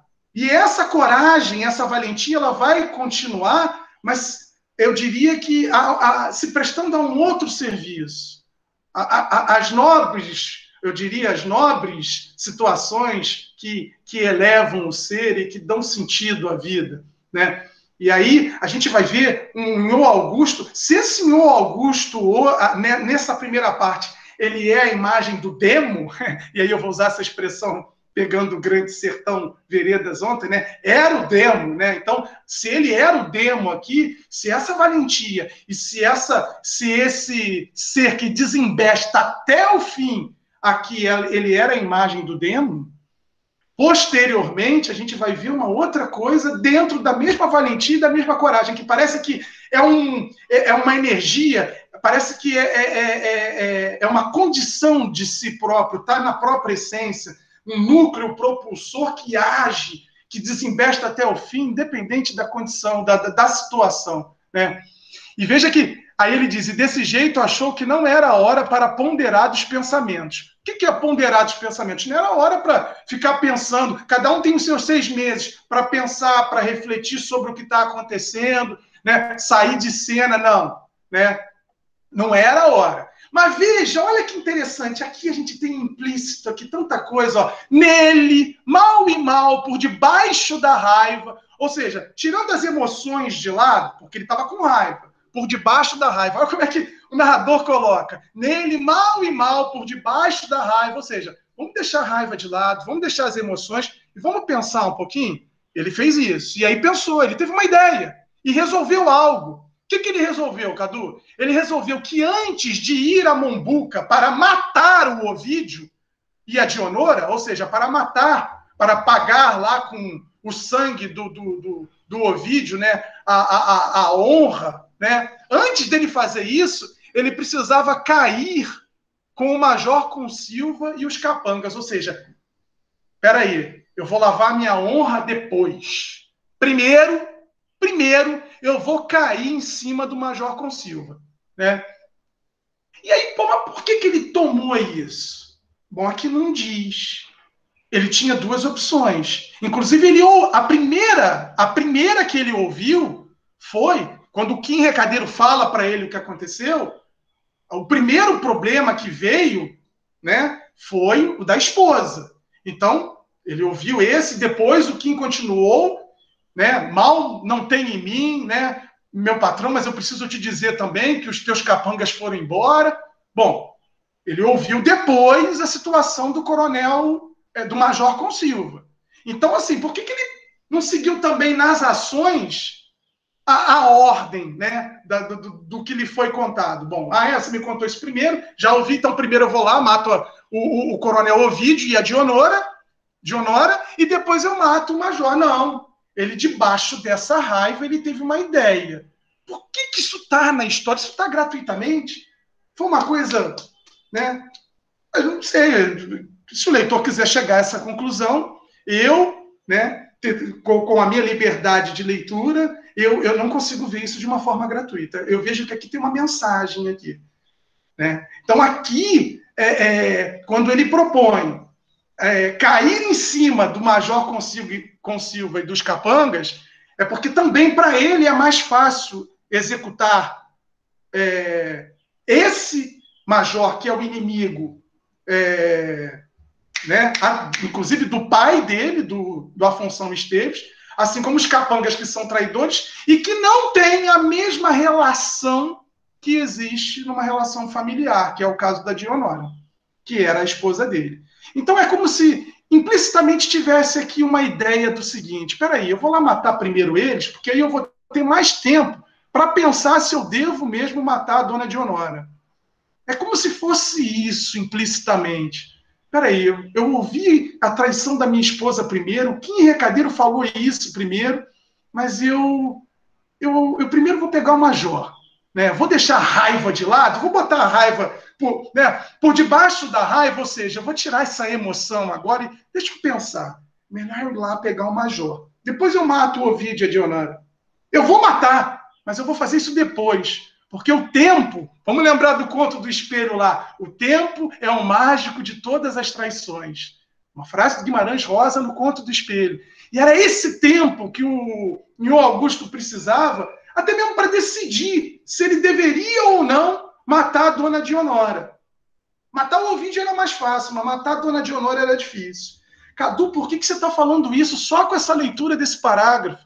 É claro que eu estou falando isso porque eu também li o conto na íntegra, né? Eu li o conto, inclusive a última frase do conto me deixa claro que eu posso construir uma leitura como essa que eu estou construindo, né? Então, é para a gente pensar também nessas questões. Gente, é muita riqueza. Aqui a gente pode fazer uma leitura bem ampla. Então, agora a gente vai fazer o seguinte, a gente vai continuar. Agora sim, vai ser legal, porque faltam 15 minutos, a Darisa vai continuar a leitura agora, a gente vai terminar a primeira parte, a gente vai conseguir fazer a primeira parte toda hoje, tá? Então, deixa eu voltar aqui para vocês. Darisa, eu vou fazer o seguinte, eu vou tirar a tela aqui. Larissa, apresenta de novo para mim, tá, Larissa? A gente está na página 12, então, né? E aí... Eu vou fechar o microfone aqui. Cadu, rapidamente, vou fazer 2 comentários aqui. Um sobre o que é o coronelismo, outro a ideia do brasileiro cordial. São conceitos importantes para que eles entendam melhor o texto. Tá bom? Antes da leitura. Ótimo. Primeiro é o seguinte, vocês estão percebendo que esses homens que são importantes nessa região são chamados de coronéis. São coronéis, tem coronel, tem major, tem tenente. Esse título militar não era adquirido pela experiência militar, ou seja, pela entrar na escola militar e fazer todo o processo de crescimento profissional dentro de uma carreira militar. Os títulos eram dados pelo o governo regente no período de 1840 no Brasil, então é Brasil Império, e os proprietários rurais eles garantiam, não só, eles tinham a posse da terra, a propriedade da terra, então a parte econômica, dominavam a parte econômica, mas também dominavam, eles eram instituídos do poder legal, eles também dominavam a região e estabeleciam, impunham a lei segundo seus interesses, na região. Então, dependendo do quanto esses proprietários rurais, esses mandões locais, davam recursos para o império em forma de dinheiro, em forma de alguma ajuda, seja ela financeira ou qualquer outra maneira, o governo regente dava a esses mandões um título, podia ser tenente, se a ajuda fosse pequena, major, um tamanho maior, e coronel seria aquele que teria mais ajudado, ou ajudado mais vezes ao governo regente, ao governo do império. Então, isso é importante para a gente saber que essas pessoas vão mandar nas suas regiões, na sua propriedade local, na parte econômica, dominando a própria propriedade, mas estendendo o seu domínio político para além das suas terras. Então, esses coronéis, muitos estabeleciam entre eles uma certa amizade, mas também havia uma certa animosidade entre eles, disputa entre eles. E essa disputa vai ser de acordo com um outro conceito que eu vou trazer para vocês, que é o conceito de brasileiro cordial. Esse conceito é estabelecido pelo historiador Sérgio Buarque de Holanda, pai do Chico Buarque de Holanda, compositor e cantor, e agora romancista também de primeira. A ideia do brasileiro cordial vem de coração, mas não quer dizer que o brasileiro seja bom com o outro, generoso com o outro. Ele é bom com o outro desde que seja, naquele momento, oportuno ser bom. Então, se é oportuno o major com Silva ser amigo, por exemplo, do major ou do coronel Ovidio, se é que é coronel Ovidio, eu não achei aqui a designação militaresca, seja major, não importa, né? Mas ele é um mandão local, o Ovidio também é. Se eles estão entre amigos, se eles naquele momento são amigos, então há uma relação cordial entre eles, então não vai haver briga entre eles. Mas se, de repente, essa situação mudar de um dia para o outro, esse afeto, essa cordialidade deixa de existir e que vai ser a disputa entre eles. É o que colocou aqui logo no momento, que esse major Consilva era inimigo do coronel Afonso, pai do Nhon Augusto. Então, havia aquela rixa entre eles, então essa rixa vai ser lavada com sangue, ou vai ter que ser resolvida em algum momento. E essas relações, esse brasileiro cordial, podem ser da seguinte maneira: hoje você está amiga, e então, aos amigos, essa expressão, aos amigos tudo. Então, eu vou permitir que tudo eu possa ceder para ele, coisas, inclusive, legais. E aos inimigos a lei, aqueles que eu tenho desavença, poderiam ser entre coronéis, entre majores, dos mandões locais, então a lei seria a morte, seria uma punição severa, ou a perseguição, ou algum tipo de atitude violenta. Então, essa violência latente que está presente aqui nesse conto, nessa novela, é importante que vocês dominem que isso está presente ainda nas relações que estão, não só da narrativa do Guimarães Rosa, mas outros livros que falam sobre esse Brasil do interior, mas está presente também nas relações políticas nossas. Ontem eu falei da coisa que hoje, se de repente um candidato hoje está a favor do presidente, então eles têm uma relação de amizade, né, de cordialidade, mas de repente, se alguma coisa atrapalha ou vai atrapalhar o interesse político de um dos lados, então essa cordialidade dá lugar à violência. Então, um denuncia o outro, um entrega o outro. Então, essas outras ocupações, a gente olha com frequência aqueles que são, ou a esposa que vai delatar o marido, mas enquanto está se beneficiando, aceita todos os absurdos que o marido faz, de roubar, desviar dinheiro do público, mas quando alguma coisa rompe naquela relação, a mulher delata, a secretária delata, o companheiro de partido delata o outro. Então, rompe-se essa relação de cordialidade. Então, a gente vai ver, então, agora aqui, vou seguir a leitura. Então, eu quis que vocês conhecessem, eu trouxe esses dois conceitos, né, do coronel, o título do coronel, e também da ideia da cordialidade, do brasileiro ser cordial, dentro do interesse dele. Se deixa de existir, então eu tenho uma relação cordial com o Cadu, mas em determinado momento, se o Cadu se eu tiver, por exemplo, for uma mandona local, proprietária rural, ele também, e se ele atrapalhar os meus interesses, de repente, o afeto deixa de existir, então eu mando matá-lo. É assim que a coisa funcionava. Graças a Deus a gente não tem essa história, né, Cadu? Felizmente. A gente é do bem. Então, vamos continuar aqui. Isso, olha só. Então, gente, ela vai continuar agora. Então, agora, o Augusto vai lá resolver o problema com o Major Consilva. Vai lá para matar o Major Consilva e todos os capangas. É a vingança dele, a primeira vingança, tá? Então, ela vai fazer a leitura aqui. Vamos ver se isso vai acontecer mesmo, né? Vamos lá. São os jagunços, os cacundeiros, os antigos cacundeiros do Nhon Augusto. Então, retomando a leitura.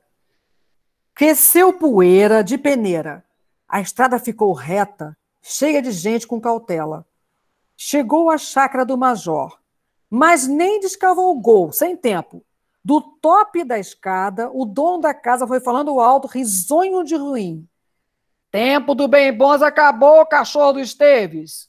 O cavalo de Nhon Augusto obedeceu para diante, as ferraduras tiniram e deram fogo no lajedo, e o cavaleiro, em pé nos estribos, trouxe a taca no ar, querendo a figura do velho. Mas Major piscou apenas e encolheu a cabeça, porque mais não era preciso, e os capangas pularam de cada beirada e eram só pernas e braços. Frecha, povo! Desmancha! Já os porretes caíam em cima do cavaleiro, que nem pinotes de matrinchãs na rede. pauladas na cabeça, nos ombros, nas coxas. E o Augusto desceu o corpo, desdeu o corpo e caiu. Ainda se ajoelhou em terra, querendo firmar-se nas mãos, mas isso só lhe serviu para poder ver as caras horríveis dos seus próprios bate-paus. E no meio deles, o Capialzinho mongo que amava a mulher à toa Sariema. E Augusto fechou os olhos de gastura, porque ele sabia que Capial de testa peluda, com o cabelo quase nos olhos, é uma raça de homem capaz de guardar o passado em casa, em lugar fresco, perto do pote, e ir buscar da rua outras raivas pequenas, tudo para juntar a massa-mãe do ódio grande até chegar o dia de tirar a vingança. Mas aí, pachorrenta e cuspida, ressoou a voz do major. Arrastem para longe, para fora das minhas terras. Marquem a ferro, depois matem. E o Augusto se alteou e estendeu o braço direito, agarrando o ar com os 5 dedos. Cá para perto, carrasco! Só mesmo assim, desse jeito, para sojigar Nhô Augusto Esteves. E seguro por mãos e pés, torcido aos pulos dos capangas, urrava e berrava e estrebuchava tanto que a roupa se estraçalhava e o corpo parecia querer partir-se em 2, pela metade da barriga. Desprendeu-se por uma vez, mas outros dos homens desceram os porretes. E o Augusto ficou estendido de bruços com a cara encostada no chão. Traz água fria, companheiro! O Capialzinho de testa peluda cantou mal entoado. Sou como a ema que tem penas e não voa. Os outros começaram a ficar de cócoras.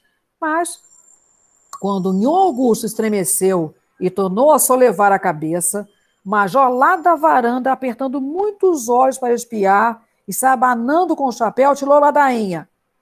Não tem mais nenhum Nhô Augusto Esteves das Pindaíbas, minha gente. E os cacundeiros em coro. Não tem não, tem mais não. Puxaram e arrastaram Nhô Augusto pelo atalho do rancho do barranco, que ficou sendo um caminho de pragas e judiação. E quando chegaram ao rancho do barranco, ao fim de légua, o Nhô Augusto já vinha quase que só carregado, meio nu, todo picado de faca, quebrado de pancadas e lameado grosso, poeira com sangue. Empurraram-no para o chão e ele nem se moveu. É aqui mesmo, companheiros. Depois é só jogar lá para baixo, para nem a alma se salvar. Os jagunços veteranos da chácara do Major Consilva acenderam seus cigarros com descanso, mal interessados na execução. Mas os 4 que tinham sido bate-paus do Nhô Augusto mostraram maior entusiasmo, enquanto o Capialzinho sem testa, dirigente e contente, ia juntar lenha para fazer fogo.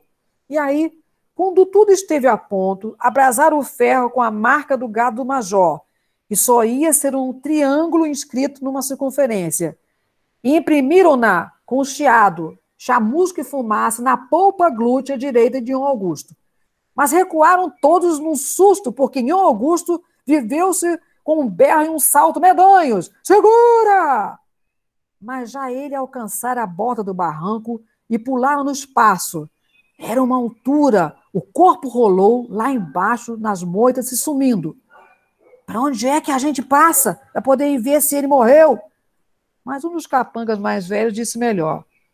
Arma uma cruz aqui mesmo, Osório, para de noite ele não vir puxar teus pés. E deram as costas, regressando sob o sol mais próximo e maior. Isso.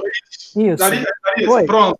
Essa última expressão encerra, exatamente aqui, eu, assim, fazendo didaticamente uma divisão aqui na novela, encerra a primeira parte, tá?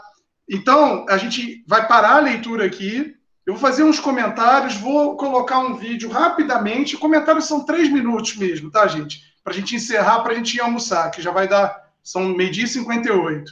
E aí a gente acaba. Gente, aqui tem algumas coisas importantes aqui para a gente observar. Primeiro, já no final aqui, quando ele coloca arma cruz,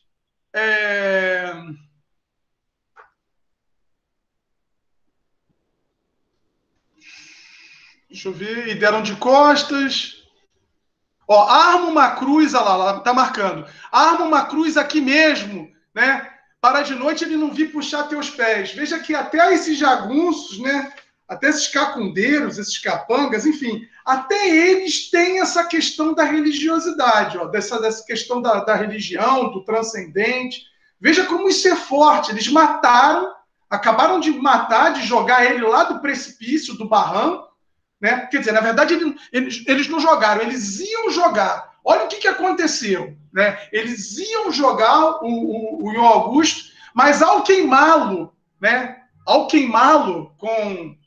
Ao marcá-lo, né? Como se marca o bicho, ele sentiu aquela dor, e aí o próprio texto diz, e Ion Augusto viveu-se, né? Viveu-se, ou seja, ele já estava ali, caído, morto ali, mas é como se ele levanta e se joga daquele barranco, se joga daquele precipício, né? E até, veja que ele ia ser jogado, mas ele se joga. Isso daí tem uma diferença incalculável para a leitura que a gente faz do texto. Porque é ele decidindo, é ele buscando a morte, né? Lembra lá vamos lembrar do Rodrigo SM, lá da Hora da Estrela, quando ele começa a pensar sobre a morte de Macabeia. Né? Tem vezes que a gente precisa de uma mortezinha, tem vezes que a gente precisa morrer. Né? Então, pegando aquela expressão que ele coloca lá, né, pensando naquela Macabeia, a gente pode pensar agora com o Ion Augusto. Era uma morte necessária para ele.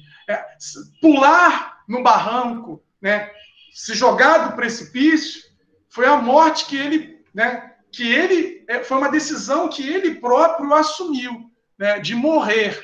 Né? Mas a gente vai, na continuidade da história, a gente vai ver que ele não morre. Então, fica sendo uma morte, sobretudo, metafórica. Morre aquele homem.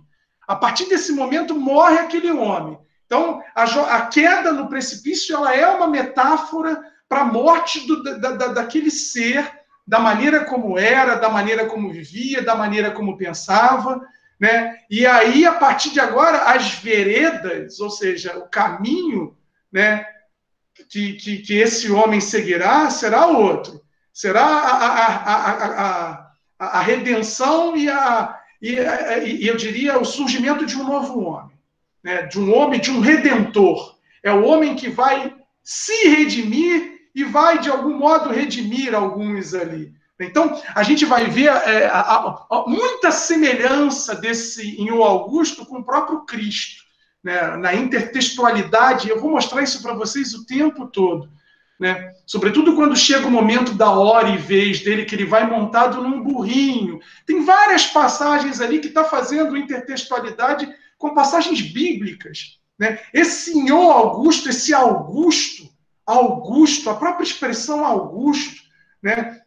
Augusto é aquele que trazia paz, né? Num período em que Roma vivia, né, períodos de guerras, a era Augusto era a era daqueles que traziam a paz. Então, Augusto, até o próprio nome, ele já não é à toa. Né? Então, a gente vai ver, e é contraditório falar isso, que paz que esse demo está trazendo aqui. Então, a gente está num primeiro momento, essa queda do precipício é isso. Né? Veja que ele foi ali...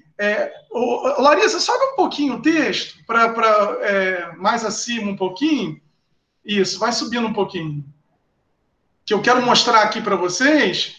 Veja que... só um momento, deixa eu ver. Eu acho que... olha só, aqui em cima, ainda se ajoelhou em terra. Ele tinha apanhado pra caramba com porrete, né? Mas ainda assim, ele se ajoelhou em terra querendo firmar-se nas mãos. Mas isso só lhe serviu para poder ver as caras horríveis dos seus próprios bate-paus. E no meio deles, o capialzinho mongo que amava a mulher à toa, Sariema. A gente imagina o ódio daquelas pessoas querendo se vingar do Augusto Matraga. E ele, ao se ajoelhar para tentar se levantar, né, sendo agredido ali, isso só piorou porque ele viu os olhos. E olha que interessante, olha como é que é escrito isso, eu acho maravilhoso. E o Augusto fechou os olhos, de gastura, porque ele sabia que capial de testa peluda, com cabelo quase nos olhos, é uma raça de homem capaz de guardar o passado em casa, em lugar fresco, perto do pote. ir buscar da rua outras raivas pequenas, tudo para juntar a massa-mãe do ódio grande, até chegar o dia de tirar vingança.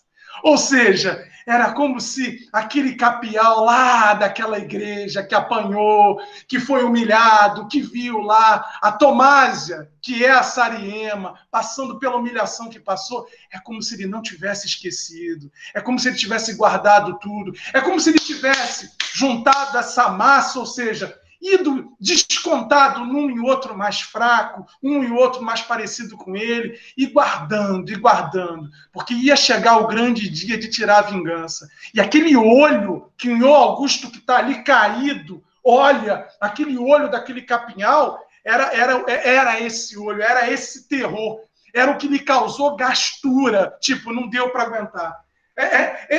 Isso tudo, gente, tá? Essas colocações aqui, essa gastura que o próprio Nhô Augusto sente, já é uma lição, já é um primeiro, eu diria, uma primeira situação imposta pela própria vida para ele, de algum modo, de uma forma intuitiva, querer morrer, desejar a própria morte. Né? Porque, veja, como é que um sujeito, a gente vai ver a segunda parte, como é que um sujeito muda radicalmente? Ninguém muda radicalmente de uma hora para outra. Né? É pela gastura, é pela experiência, é pelos olhos dos Vingadores, é pelo sofrimento que ele sente ao apanhar da maneira como apanha, o ferro quente como se fosse bicho, é por perceber na própria pele o que ele fazia com os outros. E isso tudo vai lhe dando, né, depois, na segunda parte, a gente vai ver isso, uma condição de mudança, uma condição de algum modo, repensar a própria vida. Né? Então, é isso. Agora, sem mais me estender, porque realmente eu não quero que a gente passe o horário por conta do almoço de vocês, são 5 minutos, eu tenho certeza que vocês vão gostar do que eu vou mostrar aqui para vocês. São 5 minutos. Deixa eu colocar aqui, vocês vão gostar.